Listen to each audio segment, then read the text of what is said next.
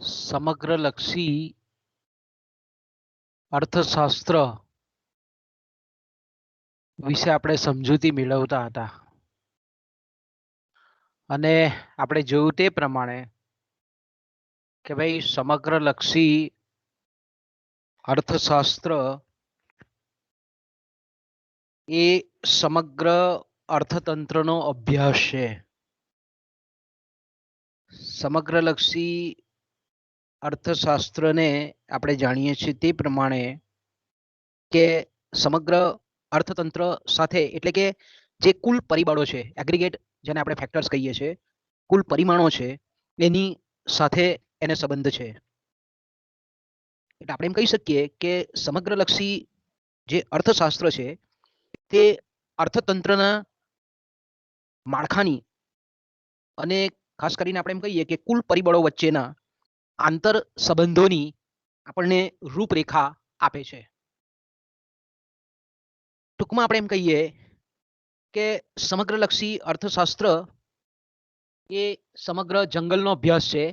એક જંગલના વ્યક્તિગત વૃક્ષનો અભ્યાસ નથી.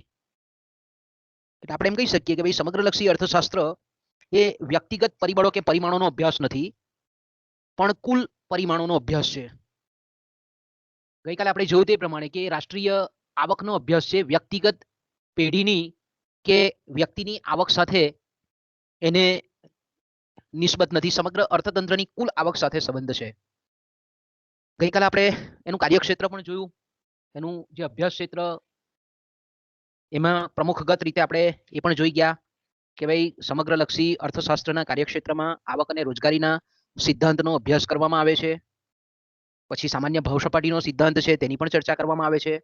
આર્થિક વૃદ્ધિ છે, આર્થિક વિકાસ છે, એના સિદ્ધાંતોની પણ અહીંયા આપણે સમજૂતી મેળવીએ છીએ. અને વહેંચણીના જે કંઈ પણ સમગ્રલક્ષી ખ્યાલો છે, સિદ્ધાંતો છે, એ પૈકીના વેતન અને નફાના સાપેક્ષ હિસ્સાને લગતા જે કંઈ પણ ખ્યાલો છે, સિદ્ધાંતો છે, વિચારો છે, તેનો આપણે અભ્યાસ કરીએ છીએ. સમગ્રલક્ષી અર્થશાસ્ત્રનું આપણે ગઈકાલે મહત્વ પણ જોયું કે ભાઈ સરકારની આર્થિક નીતિઓના યોગ્ય ઘડતર અને સફળ અમલ માટે સમગ્રલક્ષી અર્થશાસ્ત્રનો અભ્યાસ ખૂબ જરૂરી છે. એ જ રીતે આપણે એ પણ જોઈ ગયા કે ભાઈ સમગ્રલક્ષી અભિગમ અપનાવ્યા વિના કોઈ પણ વિજ્ઞાન એના સમગ્ર ક્ષેત્રનો જેને આપણે સર્વાંગી અભ્યાસ કહીએ છીએ એ કરી શકતું નથી. એટલે આપણે એમ કહી શકીએ કે સમગ્રલક્ષી અભિગમ પર આધારિત જે સમગ્રલક્ષી અર્થશાસ્ત્ર છે તેનું ઘણું મહત્વ છે. પછી આપણે એ પણ જોઈ ગયા હતા કે ભાઈ અર્થતંત્રના જે કુલ પરિબળો છે એના વર્તન વિશેની આપણને ચોક્કસ કે આધારભૂત માહિતી જો પ્રાપ્ત કરવી હોય તો સમગ્રલક્ષી અર્થશાસ્ત્રનો અભ્યાસ ખૂબ જરૂરી છે. સમગ્રલક્ષી અર્થશાસ્ત્ર આપણે એ પણ જોઈ ગયા તે પ્રમાણે કે એકમલક્ષી જે અર્થશાસ્ત્ર છે તેની રચના અને વિકાસ માટે પણ સમગ્રલક્ષી અર્થશાસ્ત્રનો અભ્યાસ ખૂબ મહત્વનો છે.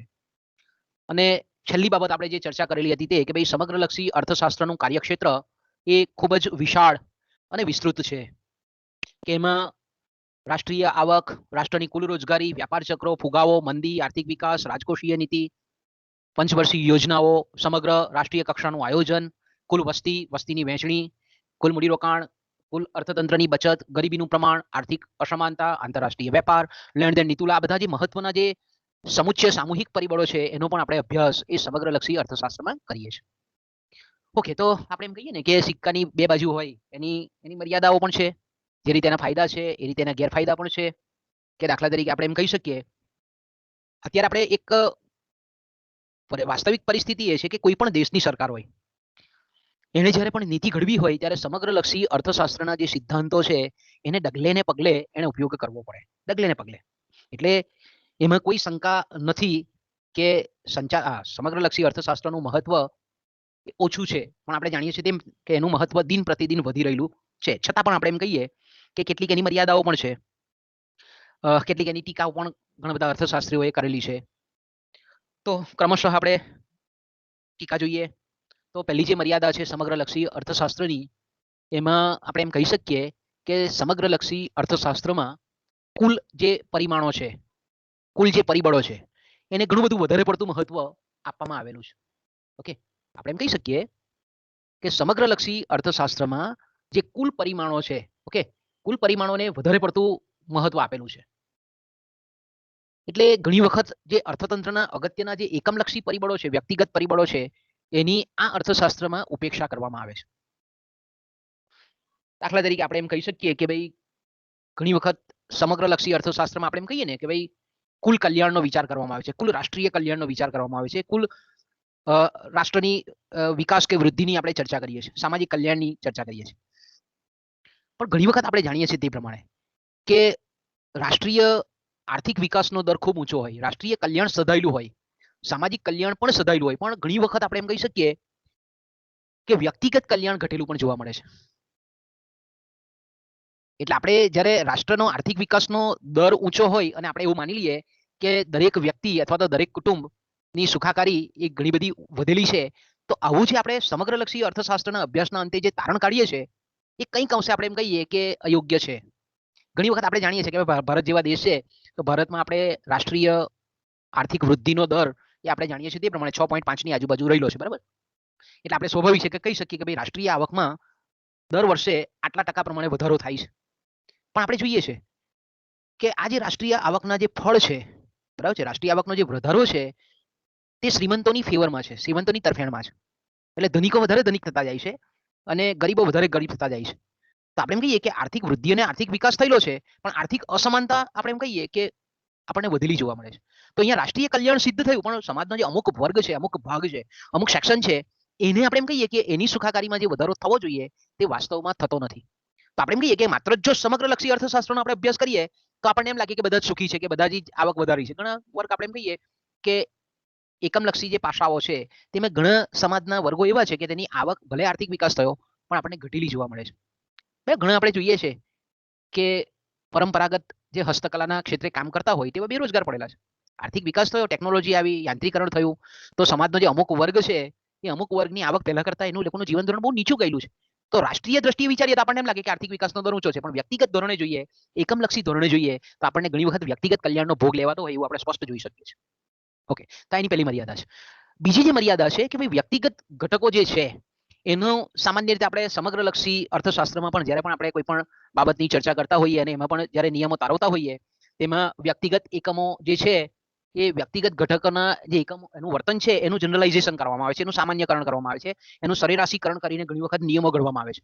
પણ આપણે આગળ પણ જોઈ ગયા એકમલક્ષી અર્થશાસ્ત્રમાં કે સમગ્રલક્ષી અર્થશાસ્ત્ર ના જે કંઈ પણ સિદ્ધાંતો છે કે જેનો બેઝ આપણે એમ કહીએ કે વ્યક્તિગત ઘટકના વર્તન પરથી સમગ્ર અર્થતંત્રના વર્તન વિશેનો જ્યારે આપણે તાગ મેળવતા હોઈએ, તારણ કાઢતા હોઈએ, તો ઘણી વખત આપણે ચર્ચા કરી ગયા છે તે પ્રમાણે કે વ્યક્તિગત દ્રષ્ટિએ સાચું હોય પણ સમગ્ર સમાજની દ્રષ્ટિએ હંમેશા સાચું હોતું નથી. આ બચતનું આપણે ઉદાહરણ જાણીએ છીએ. એ જ રીતે આપણે એમ કહી શકીએ કે કોઈક એક પેઢીનો નફો બહુ વધતો હોય પણ બધી જ પેઢીઓનો નફો વધે છે એમ આપણે કહી શકીએ નહીં, બરાબર. કે ભાઈ આ કોરોનાની મહામારીમાં ઘણા ઉદ્યોગો એવા છે કે જેને બહુ નુકસાન ગયેલું છે, ઘણા ઉદ્યોગો એવા છે કે ભાઈ એને ફાયદો થયેલો છે. દાખલા તરીકે દવા બનાવતી કંપનીઓ છે તો તેની માંગમાં વધારો થયેલો છે, કારણ કે આપણે જાણીએ છીએ કે આ મહામારીને સામે એ બધી કંપનીઓ જે છે, ફાર્માસ્યુટિકલ કંપનીઓ, તેની માંગ વધેલી છે, એની આવકમાં વધારો થયો છે, નફામાં વધારો થયેલો છે. તો આપણે એમ કહીએ કે એક દવા બનાવતી કંપનીઓના ઉદ્યોગોમાં જો આપણે નફો વધતો હોય તો એનો મતલબ એવો નથી કે દરેક ઉદ્યોગોમાં એ નફાનું ધોરણ એટલું જ ઊંચું હોય. ઘણા બધા ખોટ બી કરે છે. તો આપણે એમ કહી શકીએ કે આવું જ્યારે આપણે સામાન્યકરણ કરીએ છીએ ત્યારે ખરેખર એ ગેરરસ્તે દોરનારું છે એવું આપણે કહી શકીએ. ત્રીજી જે એની મર્યાદા છે કે ભાઈ સમગ્રલક્ષી જે અર્થશાસ્ત્રના કાર્યક્ષેત્રમાં અને અભ્યાસ ક્ષેત્રમાં આપણે કેટલાક ખ્યાલો એવા છે. દાખલા તરીકે રાષ્ટ્રીય આવક, બરાબર, કુલ આવક જેને આપણે કહીએ, કુલ રોજગારી, પછી સામાન્ય ભાવ સપાટી. આ બધા જે કુલ પરિમાણો છે એને ચોક્કસપણે માપવાનું કાર્ય ખૂબ મુશ્કેલ છે. આપણે રાષ્ટ્રીય આવક છે તો કે ભાઈ રાષ્ટ્રીય આવકને આપણે 3 પદ્ધતિ દ્વારા માપી શકીએ: ઉત્પાદન પદ્ધતિ, આવક પદ્ધતિ અને ખર્ચ પદ્ધતિ. આ 3 પદ્ધતિઓ દ્વારા જ્યારે આપણે રાષ્ટ્રીય આવક માપીએ છીએ ત્યારે 3 પદ્ધતિમાં રાષ્ટ્રીય આવક ગણવાની પુષ્કળ મુશ્કેલીઓ છે. બરાબર. દાખલા તરીકે ઘરમાં કામ કરતી જે સ્ત્રી છે તો તેનું રાષ્ટ્રીય આવકમાં કોઈ ગણના નથી થતી.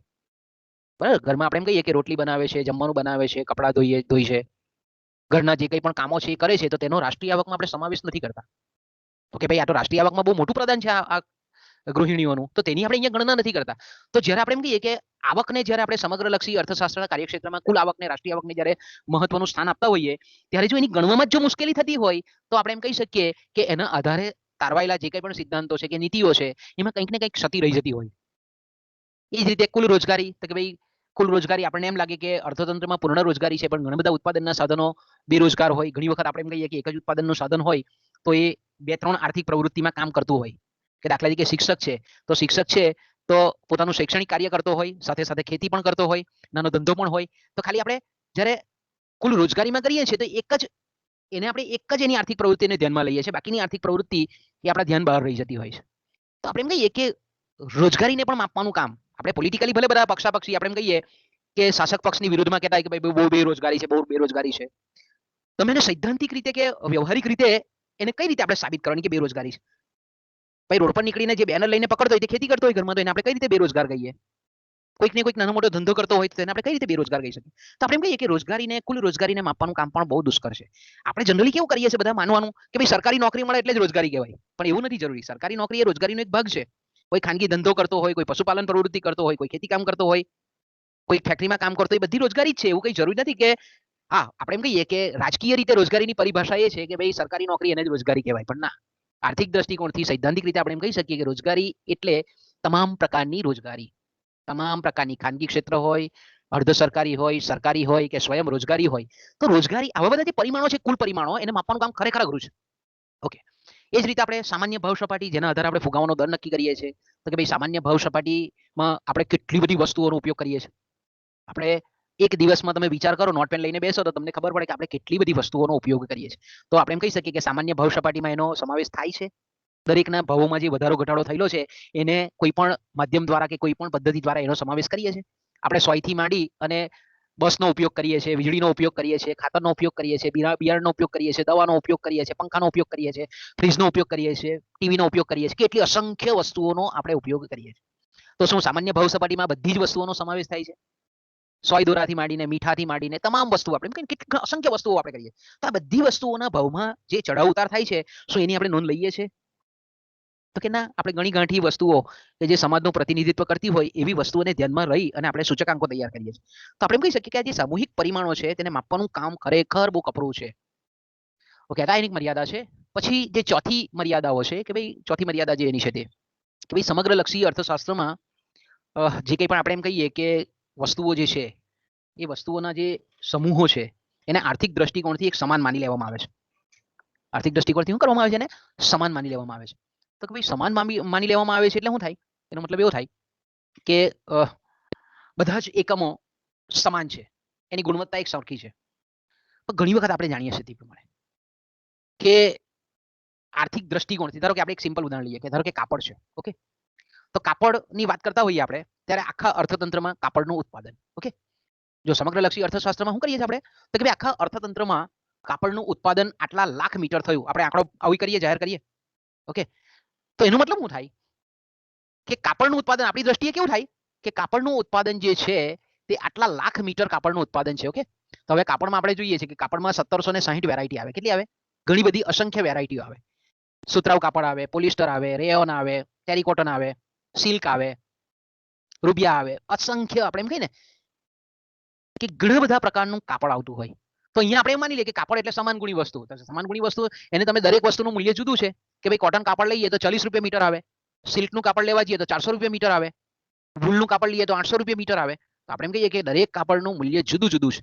તો અહીંયા આપણે જ્યારે સમગ્રલક્ષી અર્થશાસ્ત્રમાં અભ્યાસ કરીએ છીએ ત્યારે બધા જ એકમો સમાન ગુણી છે એવું માની લેવામાં આવે. તો ખરેખર આપણે એમ કહીએ કે આ એક મર્યાદા છે.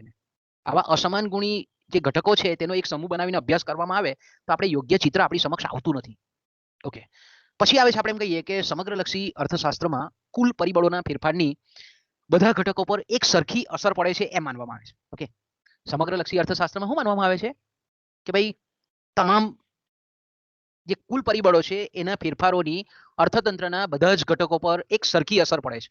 પણ વાસ્તવમાં આપણે એમ કહીએ કે આવું જ્યારે સમગ્રલક્ષી અર્થશાસ્ત્રના અભ્યાસના અંતે માની લઈએ છીએ તો એ ખરેખર ભૂલ ભરેલું છે. કેમ કે દાખલા તરીકે આપણે એમ કહીએ કે ભાઈ જ્યારે ફુગાવાનો દર અથવા તો સામાન્ય ભાવ સપાટી જ્યારે સતત વધતી હોય ત્યારે આપણે એવું માની લઈએ કે ભાઈ દરેક વર્ગને એ ભાવ વધારો છે તે નુકસાન કરતા છે. બરાબર, દરેક ચીજ વસ્તુઓના ભાવો વધતા હોય તો આપણે શું કેવું જનરલ તારણ કેવું કરીએ સમગ્રલક્ષી અર્થશાસ્ત્રના અભ્યાસના અંતે કે ભાઈ ભાવો વધે છે એટલે સ્વાભાવિક છે કે દરેક સમાજના દરેક વર્ગને એની એક જ સરખી અસર થાય ને બધાને જ નુકસાન જાય. બરાબર, પણ આવું જે તારણ છે તે ખોટું તારણ છે. કારણ કે જ્યારે સામાન્ય ભાવ સપાટી વધે ત્યારે કેટલીક વ્યક્તિઓને ખૂબ નુકસાન જાય, કેટલીક વ્યક્તિઓને ઓછું નુકસાન જાય અને કેટલીક વ્યક્તિઓને ફાયદો પણ થાય. તો મારા બરાબર સમજો શબ્દ. ફુગાવાનો દર બધા જ સમાજના તમામ વર્ગ પર એક સરખી અસર કરતો નથી. સામાન્ય ભાવ સપાટી વધે છે તો તેની સમાજના તમામ વર્ગ પર એક સરખી અસર થતી નથી. કોઈકને પુષ્કળ નુકસાન જાય, કોઈને ઓછું નુકસાન જાય, ને કોઈને લાભ પણ થાય, ફાયદો પણ થાય, નફો પણ થાય. દાખલા તરીકે આપણે એમ કહીએ, બરાબર, કે ધારો કે મેં કીધું તેમ કે ભાઈ સોનાના ભાવ છે, તો સોનાના ભાવ આથી 6 મહિના 8 મહિના પહેલા આપણે એમ કહીએ કે 30,000 રૂપિયા તોલો હતું, બરાબર. આજે આપણે એમ કહીએ કે 50,000 રૂપિયા તોલો છે. ઓકે, તો આપણે એમ કહીએ કે 1 તોલા એટલે 10 ગ્રામ, 10 ગ્રામના સીધા 20,000 રૂપિયા વધી ગયા ભાવ. તો આપણને એમ થાય કે સારું બધાને જ નુકસાન જાય છે. તો કે ના, જે સારો પ્રસંગ લઈને બેઠો હોય, બરાબર, સારો પ્રસંગ લઈને બેઠો હોય, દાખલા કે લગ્ન પ્રસંગ છે અને એમાં દીકરીને લગ્ન કરાવીને મોકલવાની હોય અને સોનાની ખરીદી કરવાની હોય, તો એ વ્યક્તિને વધારે નુકસાન જાય. કારણ કે 6-8 મહિના પહેલા એને જો ખરીદી કરેલી હોત તો એને 30,000 રૂપિયા મળતે, આજે એ ખરીદી કરવા જાય છે તો 50,000 રૂપિયા થાય છે. ઓકે, પણ આપણે એમ કહીએ કે સોનીઓ છે, સોની લોકો આપણે એમ કહીએ કે આજથી 2 વર્ષ પહેલા જ્યારે સોનાના ભાવ 10,000 રૂપિયા હતા ત્યારે એને ઘરેણા ખરીદેલા હતા અથવા તો સોનું ખરીદેલું હતું, તો અત્યારે એને 50,000 રૂપિયા ભાવ મળે છે. તો 40,000 નો નફો એ લોકોને સોનીઓને થાય. કહેવાનો મારો તાત્પર્ય એવો છે કે દરેક સમૂહ સમગ્રલક્ષી પરિબળો છે એની દરેક ઘટકો પર એક સમાન અસર થતી નથી. કોઈકને નુકસાન જાય, કે દાખલા કે ફુગાવો હોય તો સ્વાભાવિક છે કે ભાઈ સરકારી નોકરિયાત હોય તો તેને મોંઘવારી ભથ્થું સરકાર છોડી આપે, એટલે સરકારી નોકરિયાતને તકલીફ નથી પડતી. ખાનગી કંપનીઓમાં નોકરી કરતો હોય તો તેને પણ કંઈક મોંઘવારી ભથ્થું આવે. પણ જે આપણે એમ કહીએ પ્રાઇવેટમાં, જેને આપણે અસંગઠિત ક્ષેત્ર કહીએ છીએ, એમાં નોકરી કરતો હોય તો ભાવ વધારાની સૌથી વધારે અસર, ફુગાવાની સૌથી વધારે અસર એ બાંધી આવક ધરાવનાર જે વર્ગ છે તેના પર થાય છે. એટલે આપણે એમ કહી શકીએ કે કોઈ પણ સમગ્રલક્ષી પરિબળની અસર એ અલગ અલગ વર્ગ પર અલગ અલગ રીતે આપણને થતી જોવા મળે છે. બીજું, ઘણી વખત આપણે જાણીએ છીએ તે પ્રમાણે કે ભાઈ સમગ્રલક્ષી જે પરિમાણો છે તે ઘણી વખત આપણને ગેરમાર્ગે દોરે છે, બરાબર છે. ઘણી વખત આપણે જોઈએ છે કે ભાઈ ધારો કે ખેતી ક્ષેત્ર છે અને ખેતી ક્ષેત્રમાં જે કંઈ પણ ઉત્પાદન થાય છે, અને ધારો કે આપણે એમ કહીએ કે એ જે ખેત પેદાશો છે એ ખેત પેદાશોના ભાવમાં ધારો કે 50% ઘટાડો થયો. જો આપણે સમગ્રલક્ષી અભ્યાસો કઈ રીતે આપણને ગેરમાર્ગે દોરે તો આપણે જોઈએ છે. ઓકે, ખેત પેદાશો આપણે જોઈએ છે, ઘણી વખત જોઈએ છે કે ભાઈ એક સમય એવો હતો કે કેળાના ભાવ એ 200 રૂપિયા મણ હતા, આજે આપણે જોઈએ તો 100 રૂપિયા મણ થઈ જાય, તો 50% ઘટી ગયા કહેવાય સીધા. મગફળીના ભાવ તો કે ભાઈ પહેલા 2,000 રૂપિયા ક્વિન્ટલ હતી, આજે એકદમ ઘટી ગઈ. તો કહેવાનો મતલબ એવો છે કે ખેત પેદાશોના ભાવમાં ધારો કે 50%નો ઘટાડો થયો. ઓકે, બીજી બાજુ આપણે એમ કહીએ કે ઔદ્યોગિક પેદાશોના ભાવમાં આ જ સમયગાળા દરમિયાન 50%નો વધારો થયો. ઔદ્યોગિક પેદાશ એટલે હું તો કે ભાઈ મશીન છે, વાહનો છે, પેટ્રોલ ડીઝલ છે, બળતણ છે, ગેસ છે, કોલસો છે, કાચો માલ સામાન છે, આના ભાવ દાખલા તરીકે 50% વધ્યા. ઓકે, તો આપણે એમ કહીએ કે ખેત પેદાશોના ભાવ 50% ઘટ્યા, ઔદ્યોગિક પેદાશના ભાવ 50% વધ્યા. તો હવે આપણે એમ કહીએ કે સામાન્ય ભાવ સપાટીમાં તો આપણે બધી વસ્તુઓ લઈએ, ખેત પેદાશો પણ લઈએ, ઔદ્યોગિક પેદાશ પણ લઈએ, તો આપણે એક પોઝિટિવ અસર છે, એક નેગેટિવ અસર છે. તો આપણને કેવું દેખાય કે સામાન્ય ભાવ સપાટી તો સ્થિર છે, પણ સ્થિર કેટલામાં હેના માટે છે તો કે બંને ફેરફારો એકબીજાની વિરુદ્ધ દિશાના છે, એટલે એકબીજાની અસરને સરભર કરી દે છે. તો આપણે જો સરકાર શું વિચારે કે ભાઈ સામાન્ય ભાવ સપાટી તો સ્થિર છે, તો કોઈ નવી નીતિ અપનાવવાની જરૂર જણાતી નથી એ લોકોને. પણ વાસ્તવમાં આપણે એમ કહીએ, વાસ્તવિક વ્યવહારિક રીતે જો વિચારીએ તો ખરેખર ખેડૂતોને તો નુકસાન જાય છે, કારણ કે એ જે મહેનત કરીને કમાવે છે, ઊભું કરે છે, ઉત્પાદન કરે છે, એના 50% તો ભાવ ઘટી ગયા. તો ખેડૂતોના રક્ષણ કરવા માટે સરકારે સક્રિય બનવું પડે, નવી નીતિ ખેડૂતો માટેની મૂકવી પડે, એ અત્યંત જરૂરી છે. પણ ઘણી વખત મેં કીધું તેમ કે ભાઈ સમગ્રલક્ષી અભ્યાસ આપણને આ રીતે ગેરમાર્ગે દોરે. ખાલી જો સરકાર ખાલી સામાન્ય ભાવ સપાટીને ધ્યાનમાં રાખીને જો નીતિ ઘડતી હોય તો આવા સંજોગોમાં ખેડૂતોને બહુ નુકસાન જાય. એટલે ઘણી વખત આવા અભ્યાસો મેં કીધું તેમ કે સમગ્રલક્ષી અર્થશાસ્ત્રની મર્યાદા છે, આપણને કોઈ અસર નહીં લાગે અર્થતંત્રમાં, પણ આપણે જોઈ શકીએ છીએ, મેં કીધું ને કે ભાઈ આર્થિક વિકાસનો દર વધે છે, પણ જે 10% શ્રીમંતો છે એના ફેવરમાં 90% રાષ્ટ્રીય આવક ચાલી જાય છે. તો તેવા સંજોગોમાં આપણને એમ લાગે કે ભાઈ દેશ વિકાસ કરી રહેલો છે, પણ ખરેખર ગરીબોની પરિસ્થિતિ બહુ આપણે એમ કહીએ કે વિકટ થતી જતી હોય. તો આવા સંજોગોમાં આપણે એમ કહી શકીએ કે આ સમગ્રલક્ષી પરિણામો આપણને ગેરમાર્ગે દોરતા હોય એવું લાગે. ઓકે, બીજું આપણે જાણીએ છીએ તે પ્રમાણે કે એની 7મી મર્યાદા છે, જો વિચારણા હેઠળના જે કુલ પરિમાણો છે એ બહુ મોટી સંખ્યામાં હોય તો મેં કીધું તેમ કે એને ચોક્કસ રીતે માપી શકાતા નથી, એને માપવામાં બહુ તકલીફ પડે, અને કદાચ જો માપી શકતા હોય તો એના અંતે તારવેલા જે કંઈ પણ તારણો છે તે ઉપયોગી બનતા નથી. મેં કીધું તેમ કે ભાઈ દાખલા તરીકે ભાવાંક તૈયાર કરવાનો હોય, સૂચકાંક તૈયાર કરવાનો હોય, અને તેમાં લગભગ આપણે ઘણી બધી વસ્તુઓ વાપરતા હોય, અને એમાં જો આપણે એમ કહીએ કે પસંદ કરેલી વસ્તુઓને જો બહુ મોટી સંખ્યામાં આપણે પસંદ કરીએ તો તેવા સંજોગોમાં જે ભાવ સૂચકાંક તૈયાર થાય એની વાસ્તવિક ઉપયોગિતા કોઈ રહેતી નથી. આ એક એની મર્યાદા છે. ઓકે, ત્યાર પછી આપણે એમ કહીએ કે એની છેલ્લી મર્યાદાઓ આપણે જોઈ લઈએ કે ભાઈ ઘણા સમગ્રલક્ષી અર્થશાસ્ત્રમાં ઉપયોગમાં લેવાતા જે પરિબળો છે એ પરિબળોની વ્યાખ્યા કરવાનું એક તો કામ મુશ્કેલ છે કે ભાઈ રાષ્ટ્રીય આવકમાં કઈ કઈ શું કહેવાય, રાષ્ટ્રીય આવક કોને આપણે ગણવી, એમાં કઈ કઈ બાબતોનો સમાવેશ કરવો, સામાન્ય ભાવ સપાટી એટલે કેવી ભાવ સપાટી, એમાં કઈ કઈ વસ્તુઓ અને સેવાઓના ભાવનો સમાવેશ કરવો, આ બધી જેને આપણે સંપૂર્ણ સ્વીકારી શકાય એવી વ્યાખ્યા એવું આપણે કહી શકતા નથી કે ભાઈ એની ઘણી બધી મર્યાદાઓ છે. તો આપણે એમ કહી શકીએ કે સમગ્ર પરિમાણો જે છે તેની આ કેટલીક મર્યાદા છે. એને માપવાનું કામ પણ બહુ ખરેખર ઘણી વખત કપડું હોય છે. એક તો એને ચોક્કસ આપણે એમ કહીએ કે અભ્યાસની સીમા હેઠળ આવરી શકાતા નથી. કદાચ આવરી શકાય તો એને કઈ રીતે માપવો એનો પ્રશ્ન પણ એક બહુ વિકટ બનતો હોય છે. તો એક મર્યાદા છે એની. આગળ ચર્ચા કરી ગયા છે. ઓકે, ત્યાર પછી આવે છે સમગ્ર લક્ષી વિશ્લેષણ પદ્ધતિનો ઉપયોગ આપણે એમ કહીએ કે ખૂબ જ વિવેકપૂર્ણ કરવો પડે. અન્યથા મેં કીધું તેમ કે ઘણી વખત એ ફાયદાની જગ્યાએ નુકસાન પણ પહોંચાડે છે.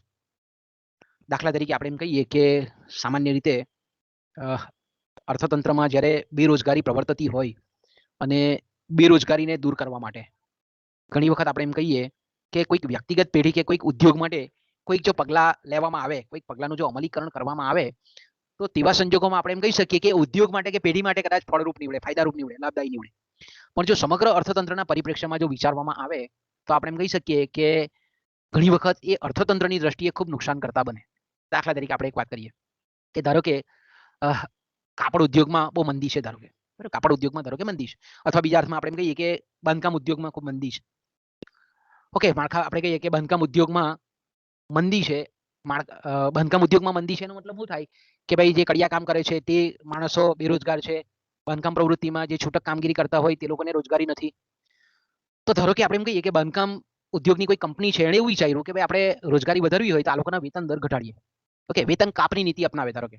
ઓકે, તો વેતન કાપની બાંધકામ ઉદ્યોગમાં જે નીતિ અપનાવવામાં આવે તો વેતન કાપને લીધે સરેરાશ ખર્ચ ઘટતો હોય અને સરેરાશ ખર્ચ ઘટે એટલે આપણે એમ કહી શકીએ કે ઉત્પાદકો વધારે ઉત્પાદનના સાધનોને કામે લગાડે. પરિણામ સ્વરૂપ આપણે એમ કહીએ કે જે બેરોજગારી છે એ બેરોજગારી ધીરે ધીરે ક્રમશઃ દૂર થાય. આ એક ઉદ્યોગ માટે યોગ્ય છે. આપણે એમ કહીએ કોઈ વ્યક્તિગત પેઢી વિચારતી હોય તો વધારે સારું છે. પણ જો સમગ્ર અર્થતંત્રમાં જે બેરોજગારી પ્રવર્તતી હોય અને એમાં એવું જો વિચારવામાં આવે કે વેતન કાપ કરવાથી પૂર્ણ રોજગારી પ્રાપ્ત થાય તો તેવા સંજોગોમાં આપણે એમ ચોક્કસ કહી શકીએ કે અર્થતંત્ર વધારે મંદીજન્ય બને. કારણ કે જો સમગ્ર અર્થતંત્રના તમામ ઉદ્યોગોને તમામ પેઢીઓ જો વેતન કાપ કરી નાખે તો લોકોની આવક, શ્રમિકોની આવક ઘટે અને આવક ઘટે એટલે માંગ ઘટે, માંગ ઘટે એટલે ખર્ચ ઘટે, ખર્ચ ઘટે એટલે આપણે જાણીએ કે ઉત્પાદન ઘટે. એટલે વધારે વિકટ પરિસ્થિતિ ઊભી થાય. ઉત્પાદન ઘટે એટલે ઉત્પાદનના સાધનો વધારે બેરોજગાર બને. તો આપણે એમ કહી શકીએ કે સમગ્રલક્ષી વિશ્લેષણ પદ્ધતિનો ઉપયોગ ખૂબ વિવેકપૂર્ણ કરવો પડે. અન્યથા આપણે એમ કહીએ કે એ નુકસાન કરતા બને. ઓકે, તો અહીંયા મિત્રો આપણું જે પહેલો ટોપિક છે એ આજે પૂરો થાય છે. બરાબર, પહેલો જે ટોપિક છે તે એકમલક્ષી અર્થશાસ્ત્ર કોને કહેવાય, સમગ્રલક્ષી અર્થશાસ્ત્ર કોને કહેવાય, એકમલક્ષી અર્થશાસ્ત્ર અને સમગ્રલક્ષી અર્થશાસ્ત્ર ભલે આપણે જાણીએ છીએ તે પ્રમાણે કે બંને અલગ આર્થિક વિશ્લેષણની પદ્ધતિઓ છે, પણ વાસ્તવમાં જો જોઈએ આપણે તો આ ખરેખર આમ આપણને એકબીજાના હરીફ જણાય છે, પરંતુ વાસ્તવમાં જો જોઈએ તો આ બંને પદ્ધતિઓ છે તે પરસ્પર પૂરક પદ્ધતિઓ છે. અને સમગ્ર આર્થિક વિશ્લેષણ પદ્ધતિ અને એકમલક્ષી આર્થિક વિશ્લેષણ પદ્ધતિ એ આપણે એમ કહી શકીએ કે એક વગર બીજાને ચાલે એવું નથી. એકના સંગાથ વિના આપણે એમ કહીએ કે બીજો અભિગમ અધૂરો છે. એટલે આપણે એમ કહી શકીએ કે બંનેનું યોગ્ય રીતે જો સંયોજન કરવામાં નહીં આવે તો અર્થતંત્રની જે કામગીરી છે એને આપણે સંપૂર્ણપણે સમજી શકીએ નહીં. કારણ કે આપણે જાણીએ છીએ તે પ્રમાણે દાખલા તરીકે આપણે એમ કહીએ કે ભાઈ એકમલક્ષી અર્થશાસ્ત્ર છે એ સમગ્રલક્ષી અર્થશાસ્ત્ર પર કઈ રીતે આધારિત છે એ જો આપણે તપાસવું હોય તો આપણે એક ઉદાહરણ લેવું પડે કે દાખલા તરીકે તેજી હોય અર્થતંત્રમાં, તે દરમિયાન વસ્તુની અને સેવાઓની કુલ માંગ અર્થતંત્રમાં વધે. તો આપણે એમ કહીએ કે તેજી હોય એટલે અર્થતંત્રમાં કુલ માંગ વધે. કુલ માંગ વધે ત્યારે સ્વાભાવિક છે કે વ્યક્તિગત વસ્તુઓની માંગ પણ વધે. અર્થતંત્રમાં જો કુલ માંગ વધતી હોય તો એનો મતલબ શું થયો તો કે ભાઈ વ્યક્તિગત વસ્તુઓની માંગ પણ વધે છે, વૃદ્ધિ થાય છે. એટલે આપણે એમ કહી શકીએ કે યંત્રો છે, અનાજ છે, કાપડ છે, સ્ટેશનરી છે, વાહન છે, આ બધાની માંગમાં વધારો થાય. હવે આપણે એમ કહી શકીએ કે કાપડની માંગ ધારો કે વધતી હોય એટલે કાપડના ભાવો પણ વધે, માંગ વધે એટલે ભાવમાં પણ વધારો થાય.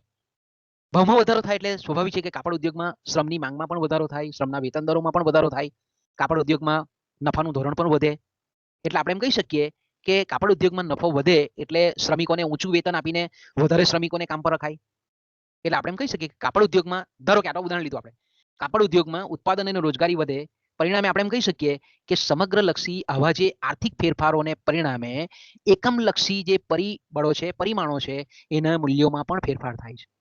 એટલે અર્થતંત્રમાં કુલ માંગ વધતા વ્યક્તિગત ઉદ્યોગોમાં ભાવો વધે છે, કિંમતો વધે છે, નફો વધે છે, વેતનનો દર વધે છે, ઉત્પાદનમાં વધારો થાય છે. વ્યક્તિગત ઉદ્યોગમાં ઉત્પાદનમાં વધારો થાય છે, રોજગારીમાં વધારો થાય છે.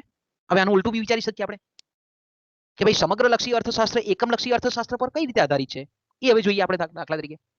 તો કે દાખલા તરીકે આપણે એમ કહીએ કે કુલ પરિમાણો જેને આપણે કહીએ છીએ, કુલ પરિબળો કહીએ છીએ, એ વાસ્તવમાં શું છે તો ભાઈ વ્યક્તિગત એકમોનો સરવાળો છે. કુલ પરિમાણો શું છે એકચ્યુઅલી? આપણે રાષ્ટ્રીય આવક ગણીએ છીએ તે એકચ્યુઅલી શું છે તો ભાઈ વ્યક્તિગત આવકોનો સરવાળો છે, એટલે કુલ આવક થઈ. તો આપણે એમ કહી શકીએ કે રાષ્ટ્રીય આવક ધારો કે એ કુલ એ વ્યક્તિઓ અને પેઢીઓની આવકનો સરવાળો છે. એ જ રીતે આપણે એમ કહીએ કે સામાન્ય જેને ભાવ સપાટી આપણે કહીએ છીએ, જેને આપણે સરેરાશ ભાવ સપાટી કહીએ છીએ, એ શું છે તો કે વ્યક્તિગત વસ્તુઓ અને સેવાઓના ભાવોની સરેરાશ સપાટી છે. એ જ રીતે આપણે એમ કહીએ કે અર્થતંત્રનું કુલ ઉત્પાદન એ શું છે તો કે વ્યક્તિગત પેઢીઓના ઉત્પાદનનો સરવાળો છે. તો આપણે એમ કહી શકીએ કે અર્થતંત્રમાં કુલ આવક, કુલ ઉત્પાદન, કુલ રોજગારીનો આધાર એ વાસ્તવમાં આપણે એમ કહીએ કે આવકની વહેંચણી પર આધારિત છે. જો આપણે એમ કહીએ કે આવકની વહેંચણી અર્થતંત્રમાં ખૂબ અસમાન હોય અને મોટાભાગની રાષ્ટ્રીય આવક જો શ્રીમંતોના હાથમાં કેન્દ્રિત થયેલી હોય તો બીજા અર્થમાં આપણે એમ કહીએ કે અર્થતંત્રમાં કુલ બચત વધારે હશે, વપરાશી વસ્તુઓની માંગ ઓછી થશે, વપરાશી વસ્તુઓના ઉત્પાદન કરતા ઉદ્યોગોમાં ઉત્પાદન, રોજગારી, આવક, ભાવો, નફો વગેરે ઘટી જશે. અર્થતંત્રમાં સમગ્ર અર્થતંત્રમાં મંદીજન્ય વાતાવરણ ઊભું થશે. તો ટૂંકમાં આપણે એમ કહી શકીએ કે સમગ્રલક્ષી એવા પ્રશ્નો બહુ ઓછા છે કે જેમાં એકમલક્ષી તત્વો એમાં સંકળાયેલા ન હોય, અને એવા એકમલક્ષી પ્રશ્નો પણ ઓછા છે કે જેમાં સમગ્રલક્ષી તત્વો સમાયેલા ન હોય. એટલે આપણે એમ કહી શકીએ કે એકમલક્ષી અને સમગ્રલક્ષી જે અભિગમો છે એ પરસ્પર સુગ્રથિત, સંકલિત છે, આધારિત છે. એટલે આપણે એમ કહી શકીએ કે આર્થિક પ્રશ્નોના પૃથક્કરણમાં અને આર્થિક નીતિની રચનામાં આ બંને અભિગમોનો જો યોગ્ય સમન્વય કરવામાં આવે, ઉપયોગ કરવામાં આવે તો એ પદ્ધતિ યોગ્ય કારગત નીવડે. કારણ કે આપણે એમ કહી શકીએ કોઈ એક પદ્ધતિની સદંતર અવગણના કરીને માત્ર બીજી પદ્ધતિ ઉપર આધાર રાખવામાં આવે તો આપણે એમ કહી શકીએ કે આર્થિક પ્રશ્નોની અપૂર્ણ રીતે અને ખોટી રીતે સમજૂતી પ્રાપ્ત થાય, આવું બને ઘણી વખત. એટલે આપણે એમ કહી શકીએ કે જે પ્રશ્નોના ઉકેલ માટે જો એકાંગી આપણે દ્રષ્ટિકોણ રાખીને જો નીતિ અપનાવવામાં આવે તો એના પરિણામો આપણે એમ કહીએ કે ધારેલા પરિણામો પ્રાપ્ત થતા નથી. એટલે આપણે એમ કહી શકીએ કે ખૂબ વિદ્વાન અર્થશાસ્ત્રી પોલ સેમ્યુએલ્સન એ આપણે જાણીએ છીએ તે પ્રમાણે કે કહે છે તે પ્રમાણે પોલ સેમ્યુએલ્સન નોબેલ પારિતોષિક વિજેતા અર્થશાસ્ત્રી છે. ખાસ કરીને એમણે એવું કીધું કે ભાઈ વાસ્તવમાં એકમલક્ષી અર્થશાસ્ત્ર અને સમગ્રલક્ષી અર્થશાસ્ત્ર વચ્ચે કોઈ દુશ્મનાવટ નથી, કોઈ દુશ્મની નથી, બંને સંપૂર્ણ રીતે અગત્યના છે. જો તમે એકમાંથી કોઈ એક વિશે દાખલા તરીકે જ્ઞાન ધરાવતા હોય અને બીજા વિશે સાવ અજાણ રહો તો તમારી પરિસ્થિતિ કેવી થઈ જાય? અર્ધશિક્ષિત વ્યક્તિઓથી બદતર હશે, અશિક્ષિત અર્ધશિક્ષિત વ્યક્તિઓથી આપણે એમ કહીએ કે એની સ્થિતિ બદતર હશે. ખૂબ વિદ્વાન અર્થશાસ્ત્રી આપણે જાણીએ છીએ તે પ્રમાણે એકલે તો એટલે હદ સુધી કહે છે કે ભાઈ એકમલક્ષી અર્થશાસ્ત્ર અને સમગ્રલક્ષી અર્થશાસ્ત્ર વચ્ચે ભેદરેખા દોરવી અશક્ય છે, શક્ય જ નથી. અર્થતંત્રમાં આપણે એમ કહીએ કે ખરેખર સામાન્ય સિદ્ધાંતોમાં એ બંનેને આવરી લેવા પડે છે. કારણ કે સામાન્ય જે સિદ્ધાંત છે તે વ્યક્તિગત વર્તણૂક છે, વ્યક્તિગત ઉત્પાદનો છે, વ્યક્તિગત આવકો છે, વ્યક્તિગત ભાવો છે, એની સમજૂતી આપે છે અને વ્યક્તિગત પરિમાણોનો સરવાળો કરીને જ આપણે કુલ પરિમાણોની સમજૂતી પ્રાપ્ત કરીએ છીએ, કે જે આપણે એમ કહી શકીએ કે જે સમગ્રલક્ષી અર્થશાસ્ત્રનો વિષય છે. એટલે આપણે એમ કહી શકીએ કે જો અર્થપૂર્ણ તારણો મેળવવા હોય તો એકમલક્ષી અર્થશાસ્ત્રના ઓજાર દ્વારા, અહીંયા ખૂબ સરસ કહે છે, એટલે શું કહે છે કે જ્યારે કોઈ અર્થપૂર્ણ તારણો મેળવવા હોય, અર્થપૂર્ણ આપણે એમ કહીએ કે સિદ્ધાંતોની રચના કરવી હોય કે અર્થસભર નીતિ ઘડવી હોય તો એકમલક્ષી અર્થશાસ્ત્રના ઓજાર દ્વારા સમગ્રલક્ષી જે પ્રશ્નો છે, સમગ્ર અર્થતંત્રના જે સ્પર્શતા પ્રશ્નો છે અને સમગ્રલક્ષી અર્થશાસ્ત્રના ઓજારો દ્વારા એકમલક્ષી અર્થશાસ્ત્રના પ્રશ્નોનું પૃથક્કરણ કરવું જોઈએ. એટલે આપણે એમ કહી શકીએ કે વ્યક્તિગત પ્રશ્નો છે એના માટે સમગ્રલક્ષી અર્થશાસ્ત્ર એક ઓજાર છે અને સમગ્રલક્ષી પ્રશ્નો છે એના માટે એકમલક્ષી અર્થશાસ્ત્ર એક ઓજાર છે. ઓકે, તો અહીંયા આપણો આ પહેલા એકમનો પહેલો ભાગ મિત્રો પૂર્ણ થાય છે. હવે કોઈ તકલીફ હોય તો બોલો મિત્રો, બાળકો.